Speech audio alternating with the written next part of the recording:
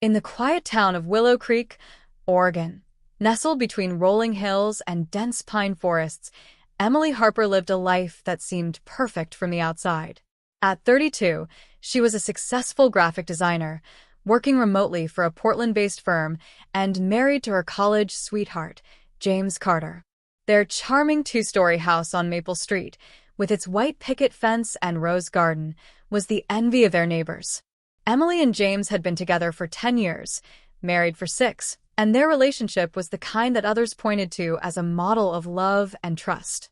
But beneath the surface, cracks had begun to form, invisible to the world, but growing wider with each passing day.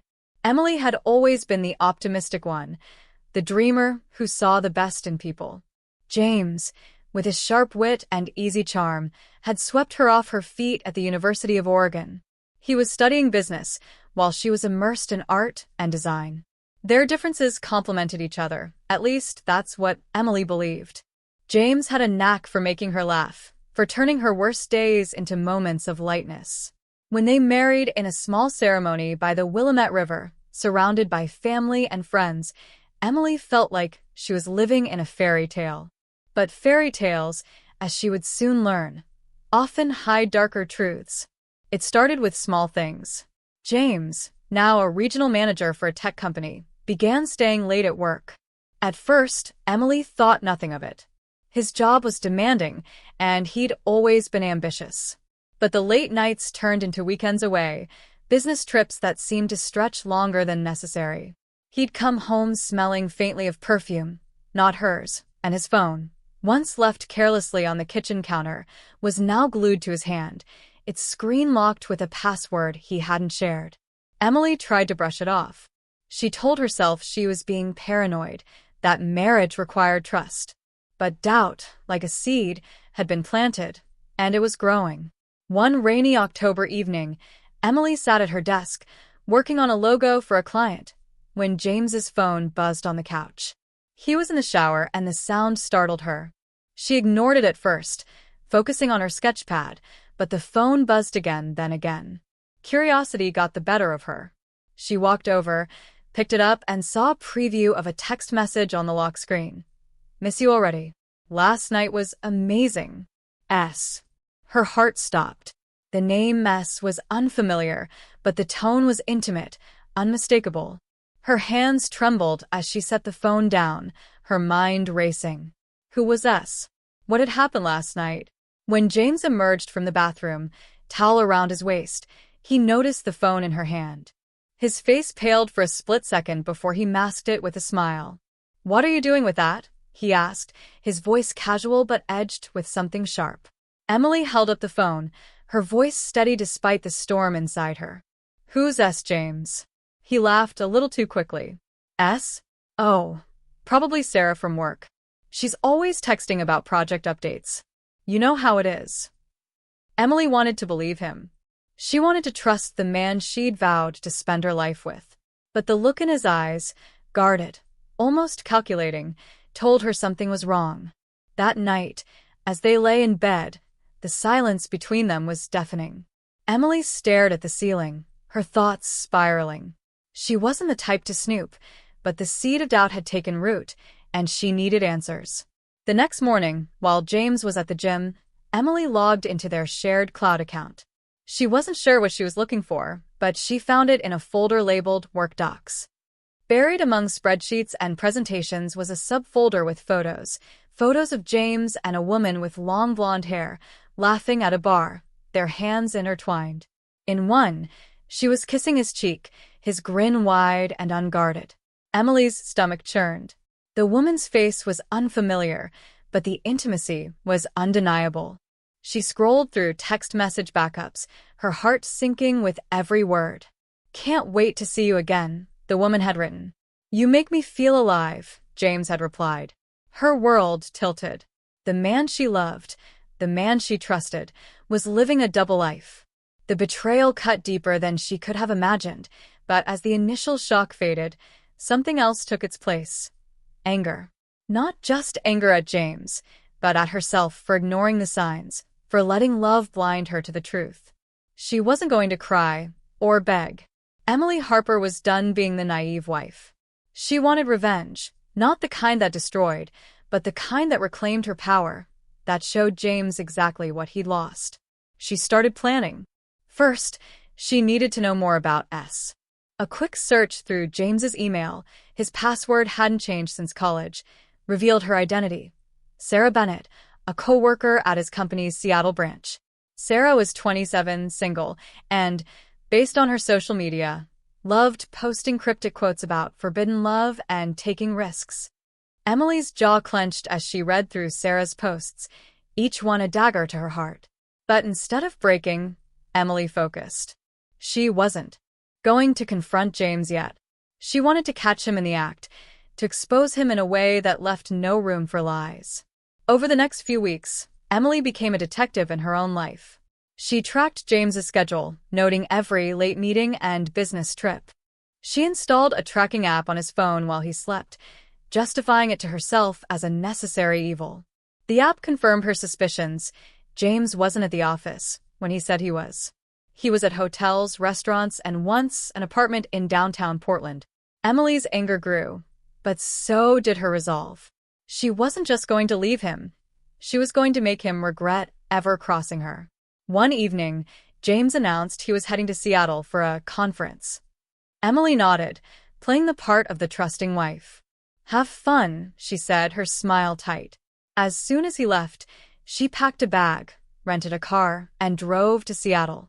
She'd found an email from Sarah mentioning a dinner at the Pink Door, a romantic restaurant with a view of the Puget Sound. If James was there, Emily would have her proof and her moment. She arrived at the restaurant just after 8 p.m., her heart pounding as she scanned the dimly lit room. There they were in a corner booth, James and Sarah, laughing over glasses of wine. Sarah's hand rested on his arm, and he leaned in close, whispering something that made her giggle. Emily's vision blurred with rage, but she forced herself to stay calm. She pulled out her phone, snapped a few discreet photos, and left before they could notice her. The drive back to Willow Creek was a blur, her mind racing with plans. Confrontation wasn't enough. She wanted James to feel the weight of his betrayal, to lose something as precious as the trust he'd shattered. Back home, Emily began to lay the groundwork for her revenge. She contacted a lawyer, quietly preparing for a divorce. She gathered evidence, screenshots, photos, text backups, building a case that would leave James with nothing. But the legal route was only part of her plan. She wanted something more personal, something that would hit James where it hurt, his pride. She remembered how much he cared about his reputation, how he bragged about being the perfect husband at company events. That was her target. Emily started by befriending Sarah online, using a fake profile under the name Claire. She posed as a new employee at James's company, asking innocent questions about the Seattle branch. Sarah, oblivious, responded eagerly, sharing details about her life and, eventually, her secret relationship with James. "He's married, but it's not serious," Sarah wrote. "He's going to leave her soon." Emily's blood boiled, but she kept her cool, saving every message. She wasn't just going to expose James.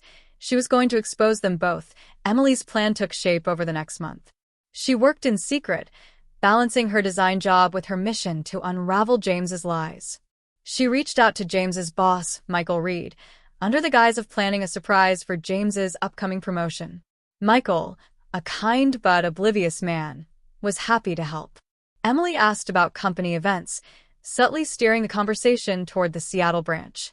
She learned that James and Sarah had been seen together at several work functions, their behavior raising eyebrows among colleagues.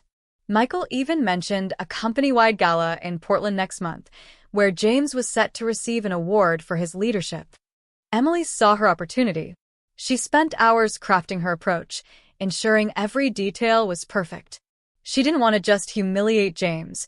She wanted to dismantle the image he'd so carefully built. She contacted the gala's organizer, posing as a concerned coworker, and suggested a tribute video to celebrate James's achievements. The organizer loved the idea, and Emily offered to create the video herself, citing her design expertise. They agreed, unaware of her true intentions. Using her skills, Emily compiled a montage of James's professional highlights, clips from presentations, photos from company retreats. But woven into the video were subtle, damning additions. Screenshots of his texts with Sarah, blurred just enough to be suggestive but not explicit, a grainy photo of them at the pink door, and an audio clip of a voicemail James had left Sarah, his voice soft and intimate. The video was a masterpiece of deception, designed to look like a heartfelt tribute until the final moments, when the truth would hit like a sledgehammer. Meanwhile, Emily worked on her own transformation. She started going to the gym, not to change herself for James, but to reclaim her confidence. She dyed her brunette hair a striking auburn, bought new clothes that made her feel powerful, and began reconnecting with old friends she'd neglected during her marriage. She wasn't just preparing to leave James, she was preparing to rebuild her life without him. Every step she took, every weight lifted, every email sent, felt like a reclaiming of the woman she'd been before James's betrayal dimmed her light. The night of the gala arrived, a crisp November evening at a sleek Portland hotel. Emily wore a deep emerald dress that hugged her curves, her auburn hair cascading over her shoulders. She arrived alone, her heart pounding but her resolve unshaken. James was already there, schmoozing with colleagues, Sarah on his arm. Emily watched from a distance, her stomach twisting as Sarah laughed at one of James's jokes. But she didn't falter. She mingled with guests, charming Michael and the other executives, playing the role of the proud wife to perfection. When the time came for the tribute video, the room darkened, and all eyes turned to the large screen at the front. The video began innocently enough, clips of James at work, shaking hands, giving speeches. The audience clapped, smiled, nodded in approval. Then, slowly, the tone shifted. A text message flashed on the screen. "I can't stop thinking about you." The crowd murmured, confused. Another image appeared, a blurry photo of James and Sarah, too close for colleagues. Whispers spread like wildfire. The final blow was the voicemail, James's voice echoing through the room. "Sarah, last night was incredible. I'll see you soon." The room fell silent. James's face went white, his award slipping from his hand and clattering to the floor.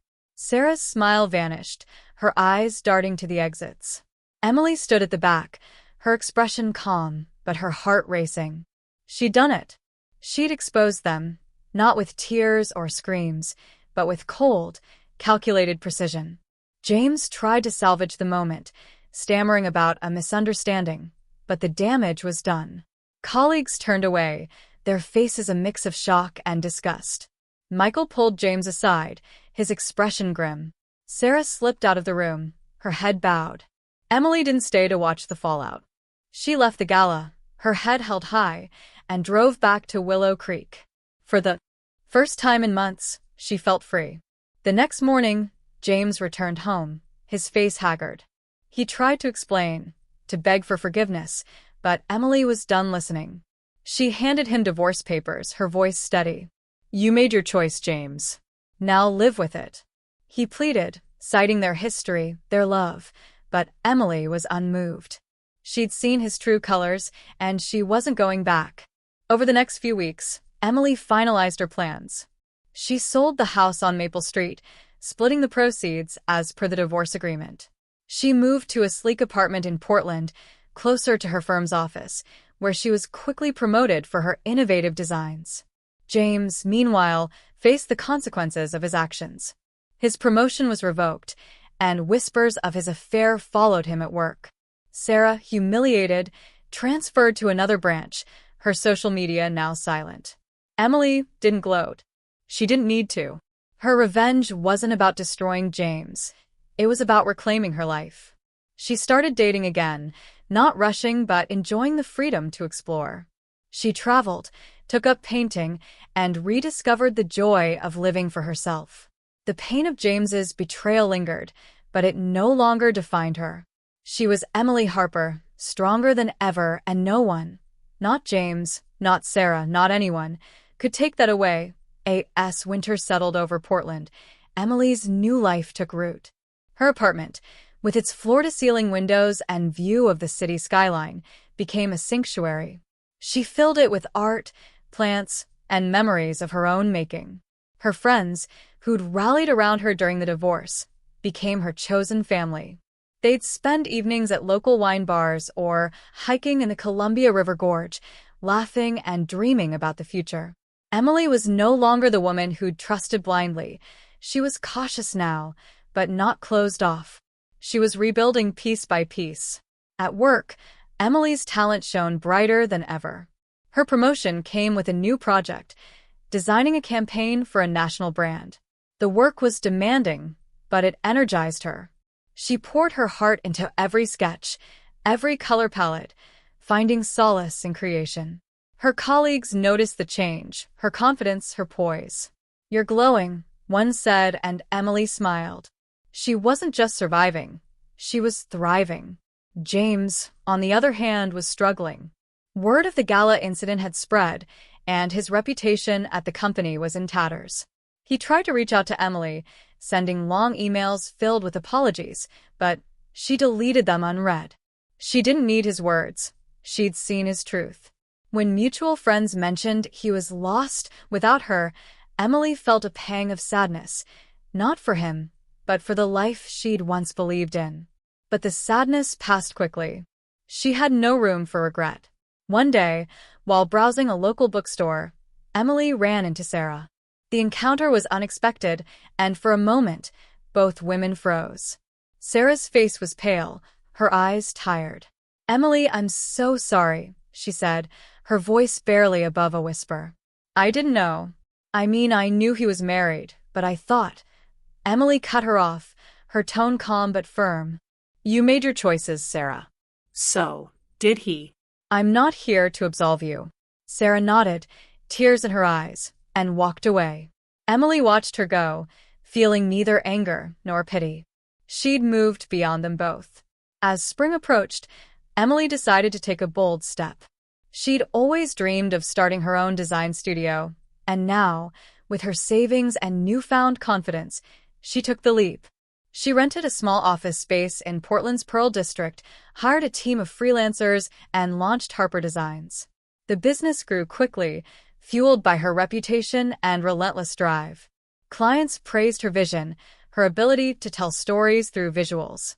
Emily realized that the pain of James's betrayal had unlocked something in her, a fearlessness she hadn't known she possessed. One evening, as she sat in her office, sketching ideas for a new project, her phone buzzed. It was a message from an old college friend, Lauren, who'd heard about Harper Designs. "You're killing it, Em," the message read. "I always knew you were unstoppable." Emily smiled, her heart full. She wasn't just surviving James's betrayal, she was building a life bigger and brighter than anything they'd shared. Years later, Emily stood at the opening of her first gallery show, a collection of digital art inspired by her journey. The room was packed with friends, colleagues, and clients, all admiring her work. She titled the show Reclaimed, a nod to the strength she'd found in the ashes of her marriage. As she gave a short speech, thanking those who'd supported her, she caught sight of a familiar face in the crowd, James. He stood at the back, older now, his eyes heavy with regret. He didn't approach her and she didn't acknowledge him. There was no need. She'd won, not by destroying him, but by rising above. Emily Harper had taken her pain and turned it into power. She'd exposed James's betrayal, not with vengeance, but with truth. And in doing so, she'd found something far greater than revenge, herself.